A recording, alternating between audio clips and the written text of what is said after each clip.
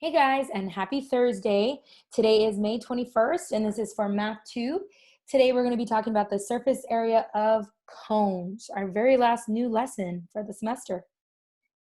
So first thing I want to say about the surface area of cones, remember that surface area literally just means the area of the surfaces. Now, I love when I have everybody in class to show how to find the surface area of a cone by hand. I like to give you guys party hats and kind of show how that all works out, but it's a little complicated and I don't want to confuse anybody with being far away. So I'm going to go ahead and have you guys do the shortcut, but I will somewhat short explain, okay? So when you unwrap a cone, you end up having basically the shape of a sector, which is part of a circle. Remember we did area of a sector? That's what you get on this part right here. So you get like a sector, and then obviously you have the circle that's in the middle. Okay, the bottom part. That's kind of what happens when you unwrap a cone. You have two pieces that you have to find the area for. Now, we already know that the area of a circle is pi r squared, so that's easy. The area of a sector, we could do the whole thing, like I said, and if we were in class, I would definitely have us do that, but it's a little complicated, and I don't want to confuse anybody, so I'm just going to explain what that is, okay? So this is the unwrapped version of this top part here, and I'll just do a little bit of color coordinating so you can see. So this top part is this whole shape right here. That's what it becomes when you unroll it, okay? And so when you unroll it, basically what you end up getting is sort of like this right here. They use the letter L to represent it. It's called the slant height. You actually also use the slant height when you were doing the pyramids. I just didn't call it that. Why is it called slant height? Because it's literally slanted.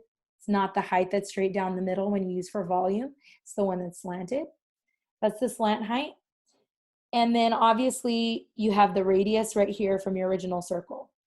So to find the area of this piece right here, we use pi times the radius times the slant height. Okay, and again, I would love to go through how we got that, but I don't want to confuse anybody with being so far away from you, so we'll just use that shortcut for now. Okay, so this circle is the bottom circle right here, and then the top part is that. Okay, so let's find our areas here. So our area of our circle, first, we'll do that, pi r squared. So pi, the radius is 2. So pi 2 squared. 2 squared is 4. So that means my area of my circle is 4 pi. Okay, and then I'll find my area of my sector. So my area of my sector is pi times the radius, which is still 2, times the slant height, which is 9.2 in this case. Okay, so then I just multiply, and you get 9.2 times 2 is 18.4 pi is that part.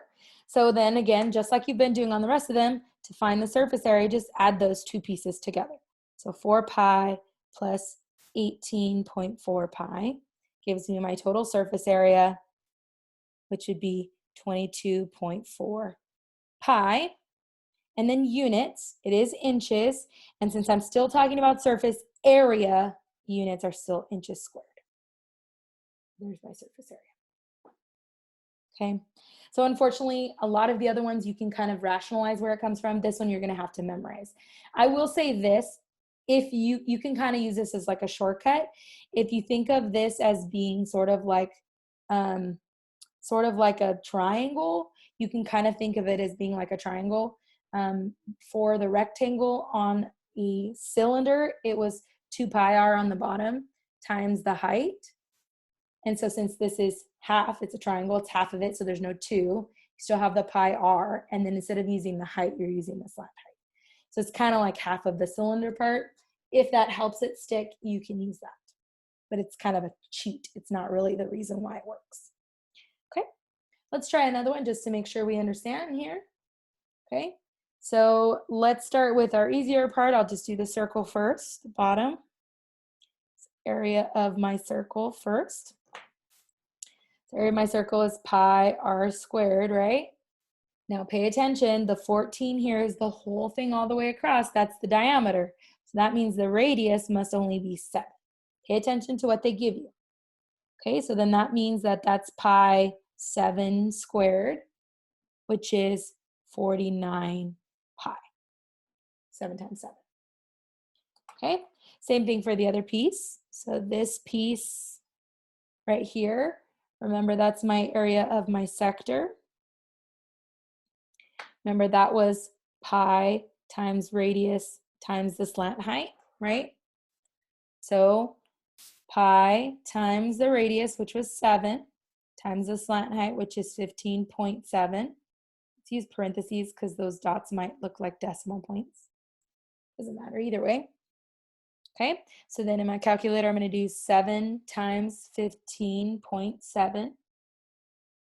So then I get 109.9 pi as my area of my sector. So to find the surface area, just add those two together, 49 pi plus 109.9 pi, which gives me a total surface area of 158.9 pi. And then the units, it is yards. And then since it's area, surface area, it's yards squared. There you go. If you have any questions, feel free to let me know. Google Classroom, Remind, email, whatever you need. Have a great day, guys.